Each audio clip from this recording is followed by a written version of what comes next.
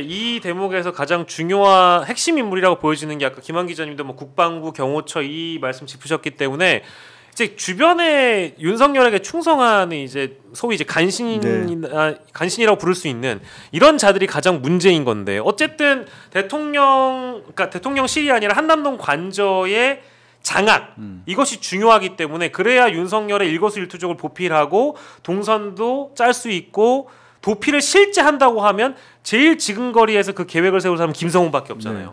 근데 이제 김성훈에 대한 체포, 구속 이거 중요한데 오늘자로 4번째 영장 신청을 경찰이 했습니다. 네.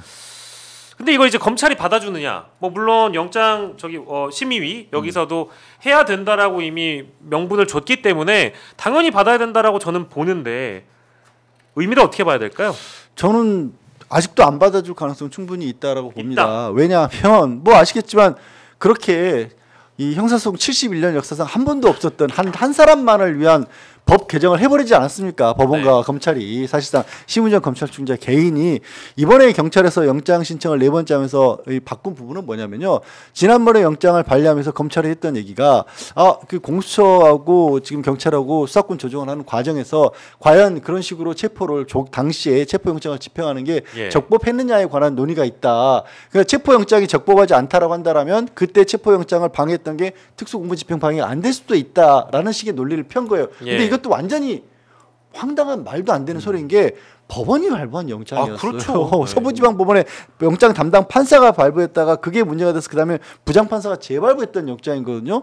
이번에 윤석열 풀어줄 때는 법원의 결정이니까 따랐잖아요. 네. 그리고 김성훈 체포하러 가요 구속한다고 하니까 법원의 영장에 문제가 법적으로 흠결해 있는 것 같다라고 지난번에 또 안 받아들였지 않습니까? 네. 경찰이 이거를 충분히 방어 논리를 세워서 가더라도 무슨 엉뚱한 소리를 할지 모르는 게 지금의 검찰인 거예요. 그리고 검찰만 그런 게 아니라 오늘 또 다른 뭐 방송하는 과정에서 이게 지금 경찰 수뇌부들도 최근에 총경급 일선서장들 다 인사 발령이 났는데 그 인사 발령이 난 자들 중에서도 일부는 상당수 일부 주요 특히 이제 그 경찰서 같은 경우에 피의자로서 그 지금 현재 수사를 받고 있거나 참고인 신분인 사람들도 포함되어 있다라는 거예요.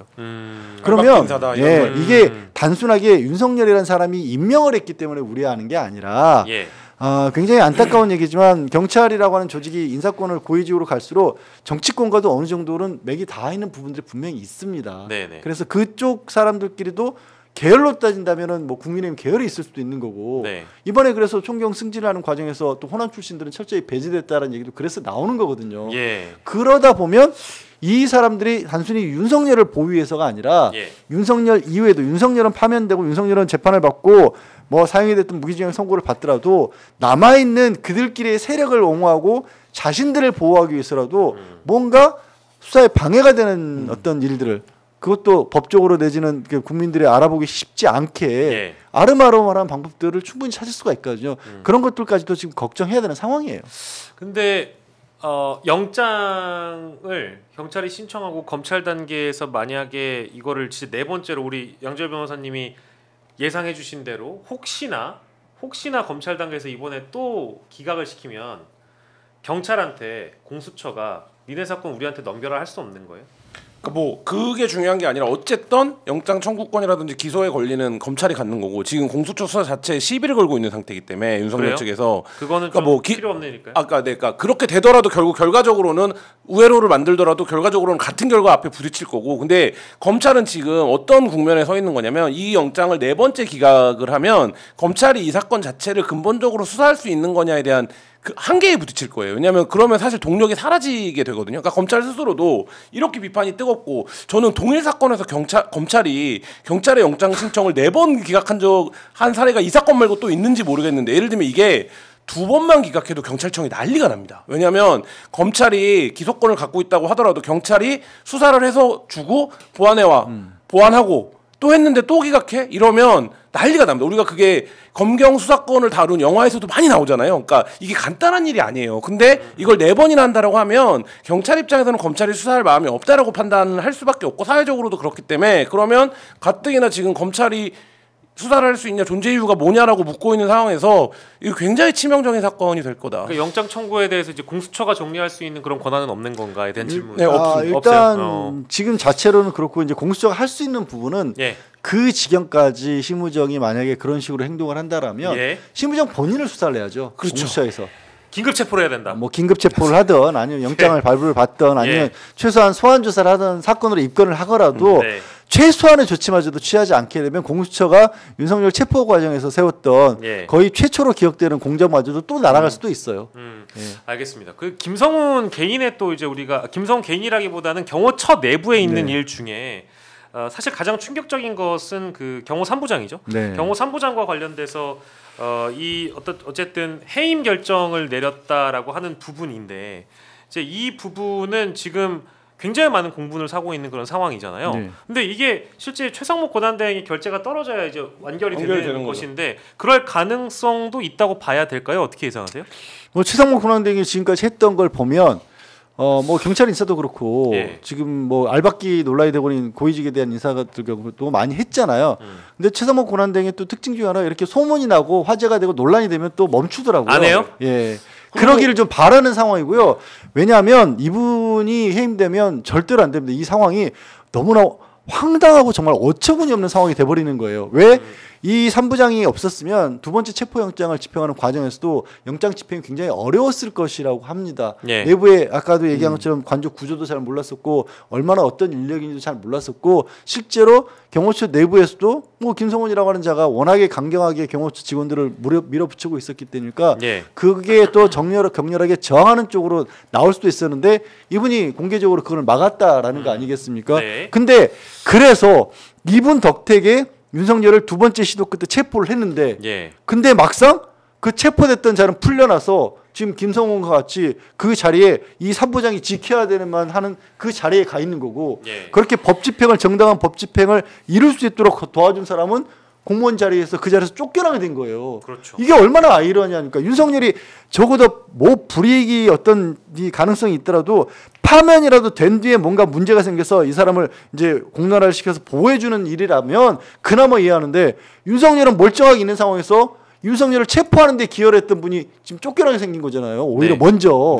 이것만은 막아야 돼요, 진짜. 대기 발령 이후에 지금 이제 해임 조치까지 온 건데 최상목이 결재할지에 대한 여부는 저희가 지켜봐야 되는데 그럴 가능성은 일단 그렇게 하지 않았으면 좋겠고요. 지금 단독 보도가 뜬 거를 보니까 지금 이 3부장이 시사저널과 또 인터뷰를 한 내용이 나오는데 여기 이제 그 징계 과정이 나오는데 징계위원회가 내부위원 3명, 외부위원 3명으로 이제 구성이 되는데 외부위원들 3명도 경호처 출신이었다라고요. 그러겠죠. 정관들이 하겠죠. 그리고 징계위원장이 아마 김성훈 차장일 겁니다. 그러면은 이렇게 돼버리면 이것이 공정한 어떤 징계 절차였냐에 대한 문제 제기를 충분히 할 수밖에 없잖아요. 당연히 공정하지 않고 해임되면 아마 소송을 갈 텐데 저는 최상목 대행이 당장 결재할 가능성 높지 않다고 보는데 근데 이거는 결재하냐 아니냐 이 문제를 떠나서 이미 징계를 줬기 때문에 직무에서 배제를 시켰을 거고 이 사람을 왜 징계하는 겁니까? 괘씸죄를 적용한 거잖아요. 예를 들면 조직의 논리에 따르지 않았고 근데 그 조직의 논리에 따르지 않은 게 사회 일반에서는 정의라고 부르는 행위였던 거 아닙니까? 근데 이렇게 되면 공무원들 입장에서 너 우리 라인에 서서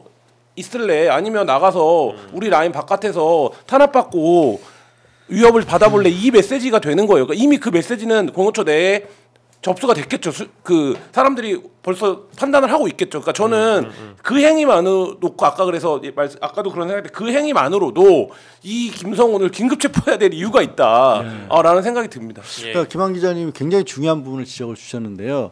지난해 12월 3일에 있었던 계엄이 실패로 돌아갈 수 있었던 막아낼 수 있었던 여러 가지 이유들 중에는 중간 간부들 사이에서 의식이 있는 분들이 이 잘못된 명령을 거부를 했거나 아니면 소극적으로 회피를 했다거나 여러 가지 일이 있지 않습니까? 대표적인 인물이 이제 홍장원 전 1차장일 거고 국정원 1차장일 거고 그리고 경호처 직원들도 마지막에 2차 체포 때 같은 경우에는 버스 세워놓고 버스 키 그냥 꽂아놓은 채로 자리 비워버리고 이런 일들이 있었잖아요.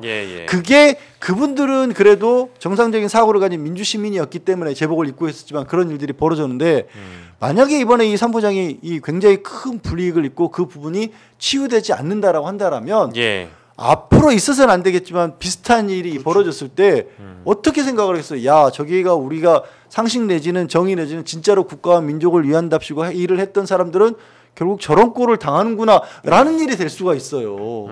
참 이게 대한민국에서 이런 일이 자주 그러니까 이제 상식 밖의 일이기도 하고 정의롭지 못한 일이잖아요. 누가 이런 일을 당한다고 하면 저 죄송한 얘기지만 이분도 굉장히 오랜 기간 이 경호처에서 근무를 하셨을 텐데 자기가 그간 바쳐왔던 애국심이 있는 분이기 때문에 대통령 경호처에서 대통령을 모시면서 국가 정상을 모신다는 어떤 그런 사명감에 복무를 하셨을 텐데 이런 결론을 맞는 거에 대해서 얼마나 좀 참담함을 느끼시겠습니까?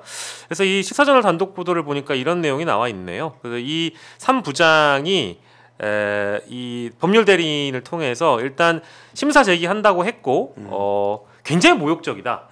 지금의 상황을 받아들일 수가 없다는 입장인데요. 경호원으로서의 능력과 자부심에 무너뜨림을 당했다. 이런 입장이고 정치색을 드러낼 수 없는 공무원 신분이고 내가 여러 대통령을 모시기도 했다.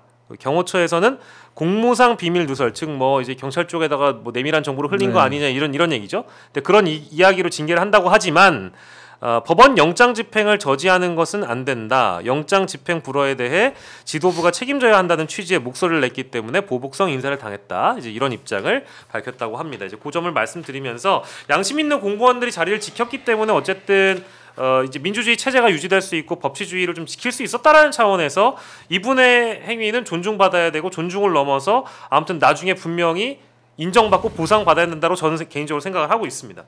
참 이런 일들이 너무 많은 것 같아요. 뭐 그간 이제 우리 아직 그 마약 사건의 경우에도 지금 완전 손 놓고 있습니다만 백혜련 경정이라는 사람도 그렇고 박정훈 대령도 그렇고 어쨌든 양심을 지키는 공무원들이 자신의 직을 유지하며 명예롭게 일할 수 있는 대한민국이어야 한다라고 저는 생각을 하고요.